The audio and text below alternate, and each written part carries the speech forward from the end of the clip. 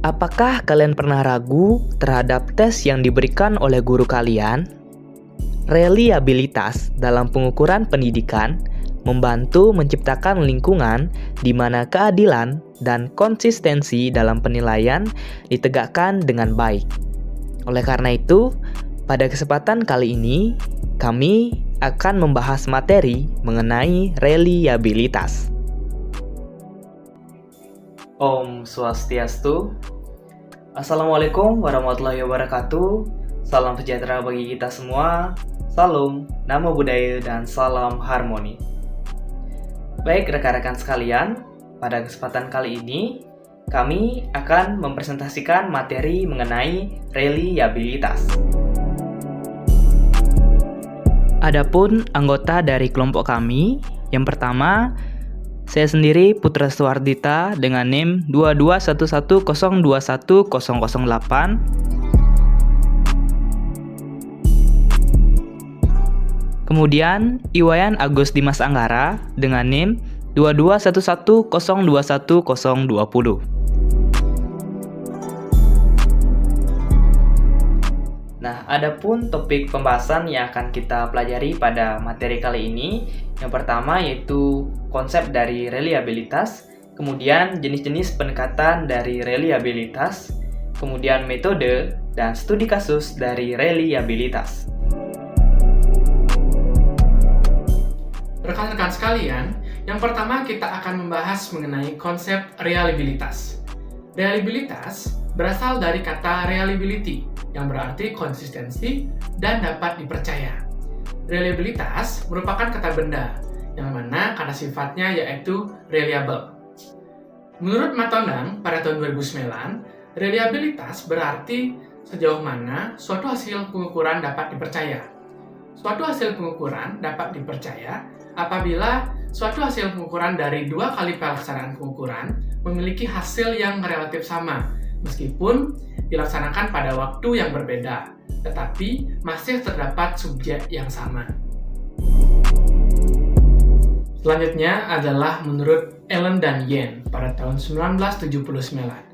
Menurut Allen dan Yen pada tahun 1979, menyatakan bahwa suatu tes dikatakan reliable apabila skor amatan mempunyai korelasi tinggi dengan skor sebenarnya. Reliabilitas merupakan koefisien korelasi antara 2 skor amatan yang diperoleh dari hasil pengukuran menggunakan tes yang paralel.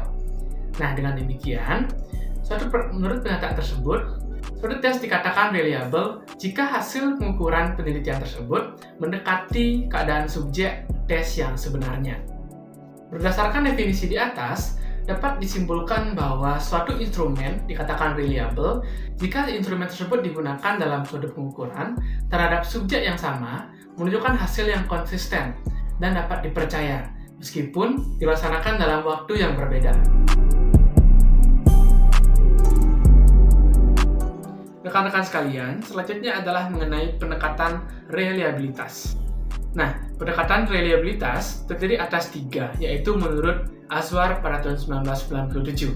Yang pertama adalah pendekatan metode tes ulang atau tes retest, di mana dalam pendekatan ini, siswa diberikan tes secara 2 kali dalam waktu yang berbeda, di mana tesnya merupakan tes yang sama. Nah, kekurangan dari tes ini, yaitu siswa sudah mengingat apa tes sebelumnya, sehingga hal ini akan memunculkan suatu kondisi di mana siswa kurang bersungguh-sungguh dalam mengerjakan tes yang diberikan.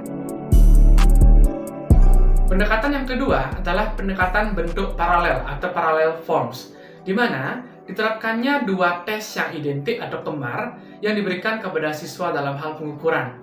Nah, tes tersebut harus disusun dengan spesifikasi yang sama, baik dari kesukaran, operasionalnya, baik serta jumlah butir soalnya. Nah, kekurangan dari pendekatan ini yaitu sulitnya membuat suatu tes yang identik atau kembar. Apabila kita membuat satu tes saja sudah sulit yang berkualitas, apalagi membuat 2 tes yang identik yang harus berkualitas. Pendekatan yang ketiga adalah pendekatan konsistensi internal, di mana diterapkan hanya 1 soal pada sekelompok subjek.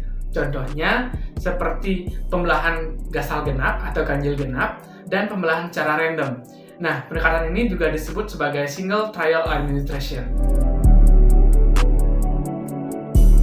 Yang pertama yaitu metode tes ulang atau tes retest method. Di sini siswanya itu akan diuji sebanyak 2 kali. Nah, untuk lebih jelasnya, berikut ini merupakan studi kasus dari tes retest method. Dalam suatu pendidikan, itu terdapat seorang peneliti yang ingin meneliti terkait tingkat kebahasaan dari siswanya. Untuk melakukan hal tersebut, ia menggunakan metode tes retest dengan terlebih dahulu mengadakan pre-test dan juga post-test dalam 2 waktu yang tidak bersamaan ataupun dalam 2 waktu yang berbeda. Nah, setelah melakukan ataupun mendapatkan data tersebut, maka ia kemudian melakukan uji korelasi Pearson.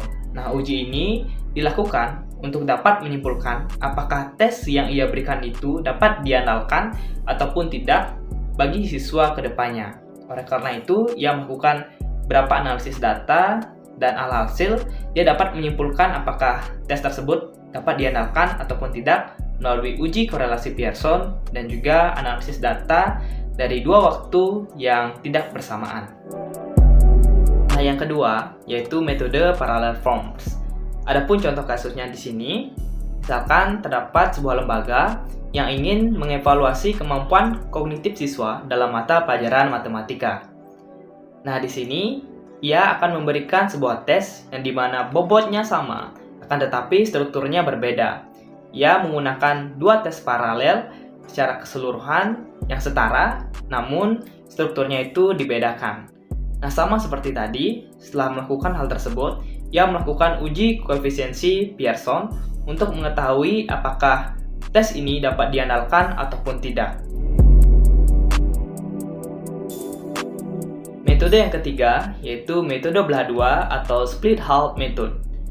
Nah, untuk menggunakan metode ini, itu menggunakan uji korelasi Spearman-Brown.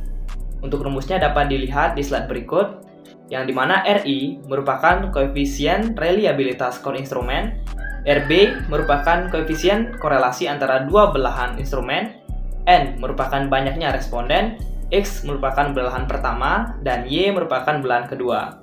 Nah, untuk uji Spearman ini, itu juga dapat dilakukan di SPSS, dan itu akan dijelaskan di slide berikutnya.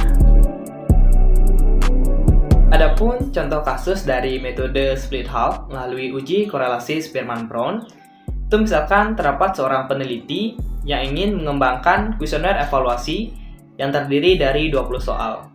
Nah, ia membagi 20 soal ini menjadi 2 belahan. Belahan pertama yaitu 10 soal dan belahan yang kedua 10 soal. Nah, kedua belahan ini memiliki isi yang sama ataupun bobot yang sama dan juga struktur yang sama. Kemudian setelah ia melakukan pengujian dan mendapatkan data dari 20 responden tersebut, maka selanjutnya ia menghitung relasi antara 2 belahan tersebut. Nah, jika korelasi antara kedua belahan tersebut tinggi, hal ini menunjukkan bahwa kedua bagian tersebut secara instrumen itu konsisten dan layak untuk dijadikan instrumen evaluasi pada pekerjaan tersebut. Metode yang keempat yaitu metode Cronbach-Alpha.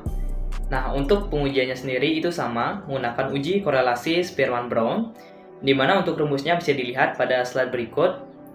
A itu merupakan koefisien reliabilitas instrumen, K merupakan banyaknya butir pertanyaan, kemudian AI kuadrat itu jumlah varians butir instrumen, dan AT kuadrat itu merupakan varians skor total. Adapun contoh kasus dari metode ini, itu terdapat sebuah penelitian yang ingin mengukur kecenderungan siswa terhadap mata pelajaran sejarah. Maka ia menggunakan instrumen kuesioner yang terdiri dari 10 pertanyaan. Dari masing-masing pertanyaan diberi skala 1 sampai 5. Skala 1 artinya tidak setuju atau tidak menyukai, dan skala 5 artinya sangat setuju atau sangat menyukai. Setelah ia mengumpulkan kedua data tersebut, maka peneliti menghitung varian skor untuk setiap item dan varian total dari semua course. Nah, dengan menghitung melalui Cronbach-Alpha, peneliti dapat menentukan seberapa konsisten dan seberapa andal instrumen yang ia berikan dalam mengukur kecenderungan siswa terhadap mata pelajaran sejarah. Baik, jadi di sini merupakan contoh studi kasus menggunakan metode Cronbach-Alpha dengan menggunakan SPSS.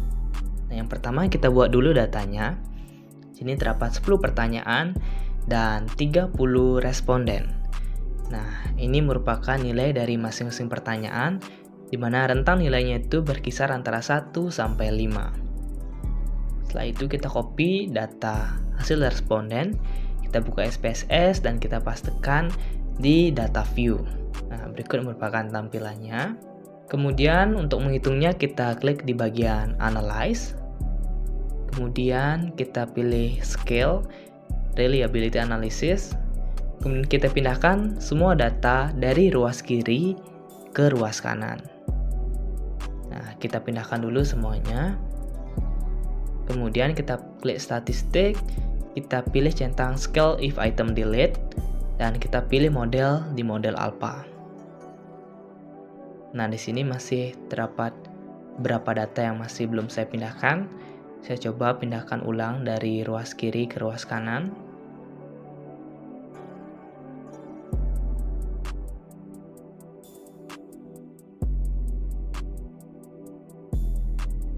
Nah, jikalau sudah, kemudian kita klik OK, dan kita bisa lihat hasilnya di reliability statistik.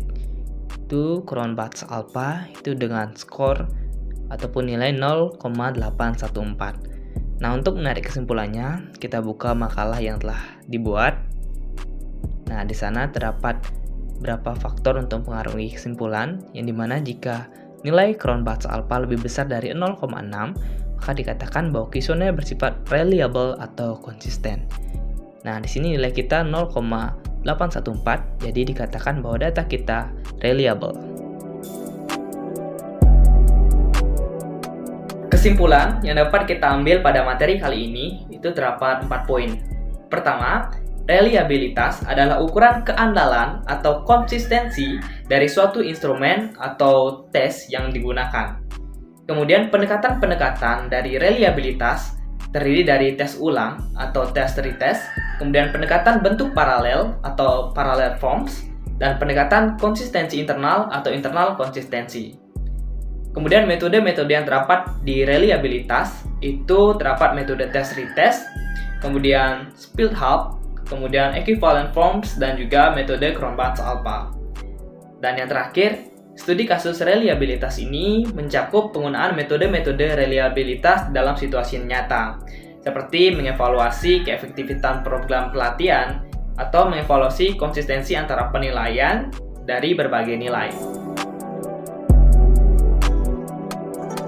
Oke, cukup sekian presentasi yang bisa kami sampaikan pada pertemuan kali ini.